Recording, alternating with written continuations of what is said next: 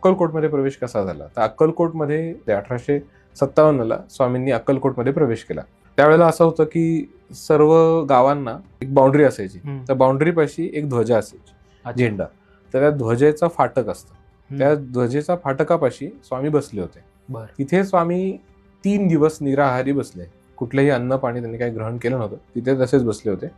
तिथे एक यवन रक्षक आला आणि त्या यवन रक्षकाने अशीच टिंगल म्हणून, गंमत म्हणून स्वामींना रिकामी चिलीम दिली. आणि मग त्याला असं वाटलं की बघू हे काय करू शकतायत का. तर स्वामींनी ती रिकामी चिलीम ओढून दाखवली आणि असे धुरांचे लोट सुरू केले. तो घाबरला आणि तो शरण आला स्वामींना. तो चोळप्पांच्या घरी त्यांना घेऊन आला, यवन रक्षक. आणि चोळप्पांना बघता क्षणी चोळप्पा त्यांच्याकडे बघत राहिले, स्वामींकडे बघत राहिले. स्वामी त्यांच्याकडे हास्य करत म्हणाले, बघतोस काय, विसरलास का, मूळ पुरुष दत्तनगर. हे बोल त्यांच्या कानी पडल्यानंतर चोळप्पांना एक प्रकारे आपण म्हणू की भाव समाधी लागली, ज्यामध्ये त्यांना पूर्वजन्माच्या सगळ्या स्मृती जाग्या झाल्या.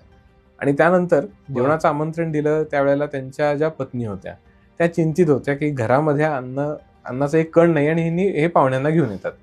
त्यांच्या मनात हा विचार आला तोपर्यंत गावातले बरेच लोक आले आणि त्यांनी अन्नाचे पदार्थ काय काय बनवलेले आणि काय काय धान्य असं ते घेऊन आले तयार. स्वामींची अशी लीला बघा की आपण एकदा काय त्यांना शरण गेलो की ते आपल्या क्षुल्लक